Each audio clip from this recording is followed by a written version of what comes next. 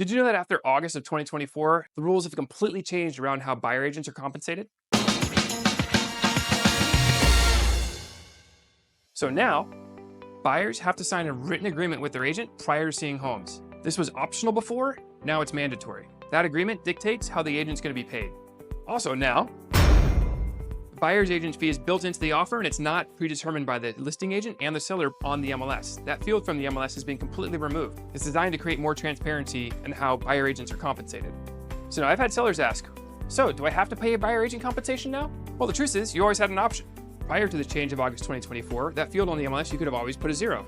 And still today, you don't have to pay a buyer agent compensation. But here's the mechanics that you need to think about. Buyers want representation in the biggest financial purchase of their life, and they can't afford necessarily to pay an agent on top of the down payment and closing costs. Some people can, but not everyone. What are you gonna do? Turn those people away and say, no, you can't buy my house? No, you're gonna tell them, hey, you wanna write an offer? That's fine. Write that buyer agent compensation into the price and factor that in, which is exactly how it was done before. The difference is the mechanics. Now it's written into the offer. So let's say, as an example, all the comps in the neighborhood for that home are $2 million, and that $2 million includes a buyer agent compensation to the buyer. But let's just say you're a seller and you say, well, I just want my $2 million and I don't want to pay a buyer agent compensation. So here's what you're asking.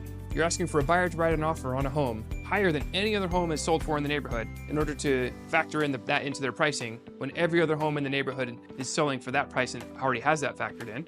Even if you're finding a buyer that's willing to do that, then you could have an appraisal problem. The bank is going to send out their appraisal. You're going to have to somehow justify that higher price. So for the most part, the mechanics have changed, but the math really hasn't. Have you heard or seen of these changes? Let me know what you think in the comments below. And let me know if you find this helpful. If you're thinking about making a move, just DM me or give me a call. I can help answer some of these questions for you.